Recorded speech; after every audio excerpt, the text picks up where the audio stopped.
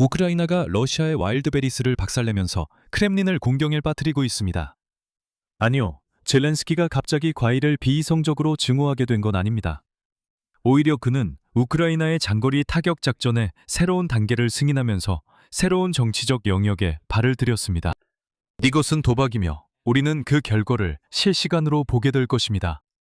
보시다시피 와일드베리스는 회사입니다. 이것이 러시아 국방부를 위해 전차와 장갑차를 생산하는 회사처럼 들리지 않는다고 생각하신다면 그 이유는 실제로 그렇지 않기 때문입니다. 보시다시피 와일드베리스는 러시아의 아마존과 같은 회사입니다. 그리고 우크라이나는 그 예쁜 와일드베리스 핑크색을 보며 그 창고들이 분홍색 새들과 잘 어울릴 것이라고 생각하고 있습니다. 이것은 러시아 경제와 국내 정치 상황에 상당한 영향을 미칠 것이기 때문에 우리는 잠시 시간을 내어 무슨 일이 일어났는지 그리고 그 여파가 어떻게 될지 곱씹어 볼 필요가 있습니다. 구체적으로 오늘은 와일드베리스가 도대체 무엇인지 그리고 우크라이나가 어디를 공격해왔는지부터 시작하겠습니다. 다음으로 지금까지의 피해를 평가하겠습니다. 마지막으로 우크라이나의 정치적 전략을 살펴보고 그것이 효과적일지 검토해 보겠습니다. 먼저 와일드베리스가 무엇이며 어떻게 여기까지 왔는지 그리고 어느 부분이 이미 사라졌는지 말씀드리겠습니다. 지난 15년 동안 소매업에서는 미묘한 혁명이 일어났습니다. 저는 전자상거래 대기업의 부상을 말하는 게 아닙니다. 그건 분명하죠. 전자상거래 대기업이 왜 장악했는지에 대한 이야기입니다. 아마존 등 기업들은 소매업을 완전히 익혀 시장 점유율을 늘리는 건 아닙니다. 오히려 그들은 소비재를 배송하는 물류회사일 뿐입니다. 다시 말해, 그들은 유통망에 막대한 자본을 투자하고 이후 수년간 판매를 통해 천천히 이익을 회수합니다. 이런 비즈니스 모델을 감안하면 아마존은 러시아 시장 진출에 관심이 없었습니다. 장기적인 위험이 가득한 불안정한 국가보다는 막대한 자본을 투자할 더 좋은 곳들이 많이 있었습니다. 러시아 유통허브를 만드는데 수십억 달러를 투자한 뒤 특별 군사작전이 발표되고 나서 사흘 만에 모든 투자가 증발하는 상황은 누구도 원하지 않을 것입니다. 그래도 사업 전략은 탄탄했습니다. 그저 러시아인이 필요했을 뿐입니다. 여기 타티아나 킴이 등장합니다.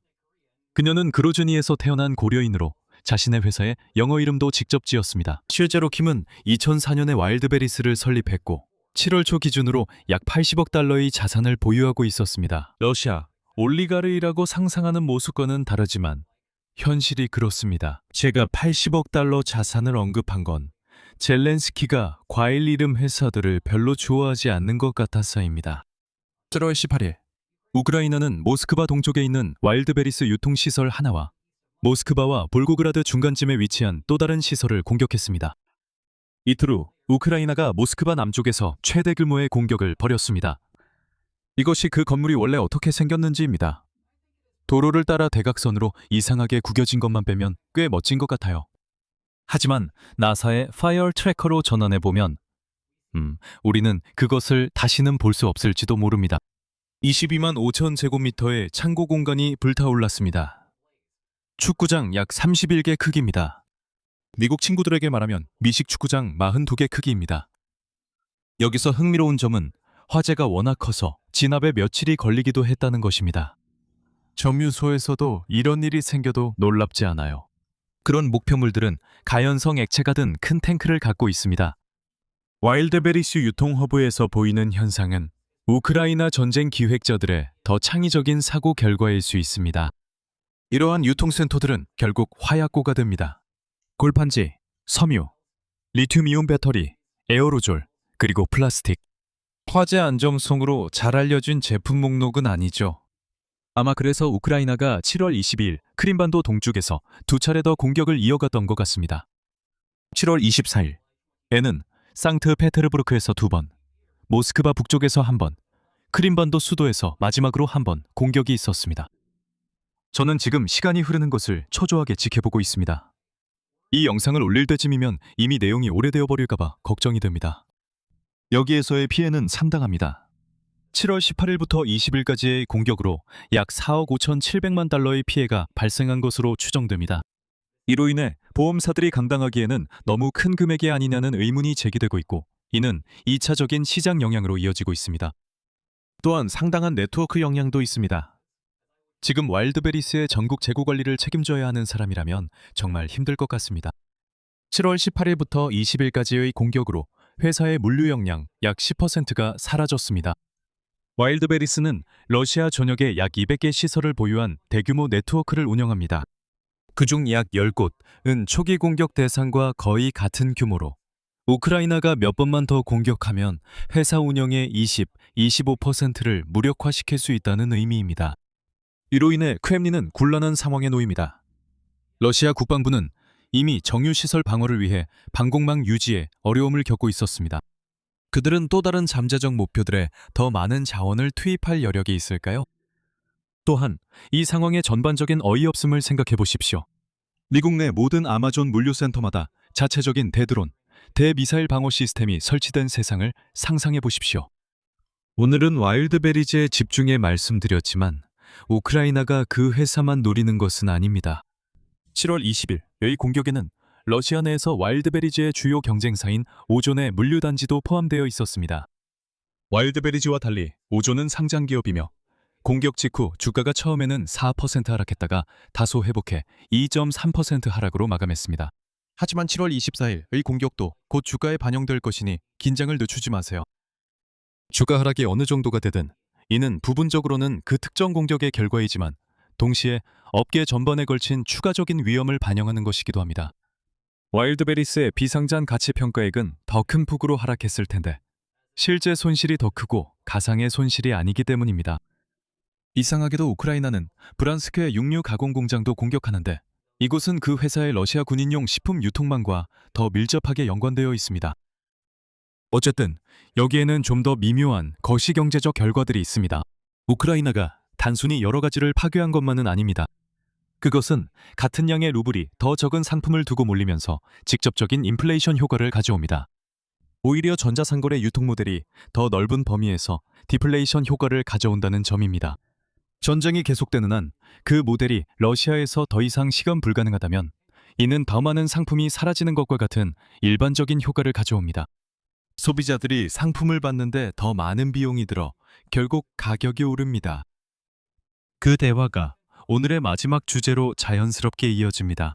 새 공격이 러시아 내부의 정치적 셈법에 미치는 영향에 대해 말씀드리겠습니다. 우크라이나 당국자들은 와일드베리스 공격을 이 회사가 이중용도 상품을 판매한 결과라고 해석하려 했습니다. FPV 드론과 광섬유 케이블 같은 이중용도 상품뿐만 아니라 방탄복처럼 명백한 비이중용도 상품도 포함됩니다. 물론 와일드베리스가 해당 제품을 판매하고 러시아 군인들이 이를 위해 물류 회사에 의존한다는 점도 의미 있다고 생각합니다. 반면에 미국도 군수 생산에 민간 산업을 활용합니다. 하지만 아마존이 그런 배송을 맡는 일은 없습니다. 물류가 전쟁의 승패를 결정하니 이를 남에게 맡기는 건 의미가 큽니다. 그럼에도 불구하고 이중용도라는 명분은 그다지 설득력이 없으며 새로운 전략에 대한 임시 변통의 정당화로서 누구도 속이지 못하고 있습니다. 이 전략은 필연적으로 와일드베리스 노동자들에게 피해를 줄 것입니다.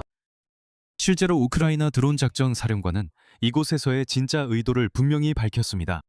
인용하자면 이것은 침략국의 순종적인 국민들에게 평화로운 시대의 안락한 삶이라는 환상을 몇 초 만에 파괴하는 것에 관한 것이다. 일반 제국주의 애국자들과 블라디미르 푸틴 대통령 지지자들의 안락지대 중 가장 민감한 부분을 타격하는 것입니다. 따라서 여기서의 진정한 의도는 우리가 이전에 본 것과는 완전히 다릅니다. 물론 정유소 공격으로 러시아 소비자들은 상당한 어려움을 겪고 있습니다. 하지만 그 공격들의 주된 목적은 아닙니다. 크렘린은 석유 수익으로 전쟁을 운영하고 있습니다. 결국 석유 수익을 파괴하면 러시아 군대도 파괴할 수 있습니다. 와일드베리스 공격은 주로 러시아 소비자와 기업에 영향을 미치는 데 집중하고 있습니다. 실제로 와일드베리스로 물류를 처리하는 소규모 기업들은 지금 분노하고 있습니다. 그들 중 일부는 전체 재고가 파괴되어 사실상 회사가 파산하게 되었습니다. 7월 7일 정유소에서 벌어지는 일을 보고 스스로의 취약점을 인지했는지 와일드베리스는 공급업체 계약을 변경해 전쟁 행위나 특별 창고 작전 등으로 인해 파괴된 재산에 대해 책임지지 않겠다고 명시했습니다. 와일드베리스는 주로 유통업체로만 기능하므로 이 조건이 꽤 좋습니다. 하지만 이런 전략과 마찬가지로 대중의 반발과 대중의 불만 사이에서 도박을 하는 셈입니다. 대중이 자국 정부의 명분에 공감할 때 단기적으로 대중에게 직접적인 피해를 주는 것은 군에 대한 지지를 결집시키는 효과를 가져옵니다. 이 과정이 시간이 지나면 지루해질 수 있지만 정부에는 일시적으로 지지가 모입니다. 반대로 대중의 합의가 전체 작전이 터무니없다고 생각한다면 대중을 공격하는 것은 그들이 자국 정부의 행동에 저항하도록 자극하게 됩니다. 이란 전쟁에서 이런 효과가 나타납니다. 미국 소비자들은 휘발유 가격 상승에도 테헤란의 호르무즈 해협 봉쇄에 좌절하지 않습니다. 그들은 트럼프 행정부가 이란을 호르무즈 해협 봉쇄로 몰아넣은 데 좌절하고 있습니다. 오늘 영상 처음에 언급한 도박이 이제 본격적으로 영향을 줍니다. 우리가 실시간으로 지켜볼 것은 보통 러시아인의 좌절감이 어디로 향하는지입니다. 확실히 지금 서방 언론에서 들려오는 소식들은 우크라이나에게 희망적으로 보입니다. 우크라이나가 자주 반복해서 언급하는 현재의 우려는 러시아가 수십만 명의 추가 병력을 전선에 동원할 것이라는 점이며 이는 이르면 9월에 일어날 수도 있다는 것입니다. 키이우는 러시아 소비자들이 이미 크렘린에 분노하고 있어 푸틴이 인기 없는 동원이 그들을 극단으로 몰아갈까 걱정해야 한다고 보고 있습니다. 물론 단점은 크렘린이 이러한 공격을 동원이 필요하다는 이유로 내세울 수 있다는 점입니다. 왜냐하면 그들이 바로 그렇게 프레임을 짤 것이라는 걸 알고 있기 때문이죠. 키이우 정권이 민간 창고 노동자 15명을 살해하고 90명에게 부상을 입혔습니다. 그들은 반드시 대가를 치러야 합니다. 반면에 그런 프레임이 통할지는 두고 봐야 합니다. 자, 오늘의 핵심 정리는 무엇일까요? 우크라이나는 장거리 타격 작전을 확대하여 러시아의 주요 소비재 기업까지 포함시켰습니다. 민간 산업에 대한 피해가 광범위하며 이로 인해 크렘린은 방어할 수 있는 선택지가 거의 남지 않게 되었습니다. 결국 이 작전이 효과적일지는 러시아 시민들이 이 공격들에 대해 우크라이나를 탓할지 아니면 우리를 이 지경까지 이끈 크렘린을 탓할지에 달려 있습니다. 한편 우리가 어떻게 여기까지 오게 되었는지 더 깊이 알고 싶으시다면 전쟁의 시작에 관한 이 두 권의 훌륭한 책을 분명히 좋아하실 겁니다. 이 책들에 대한 더 자세한 정보는 영상 설명란을 확인해 주세요. 오늘 영상이 재미있으셨다면 좋아요와 공유, 구독 부탁드립니다. 그럼 내일 다시 뵙겠습니다. 건강하세요.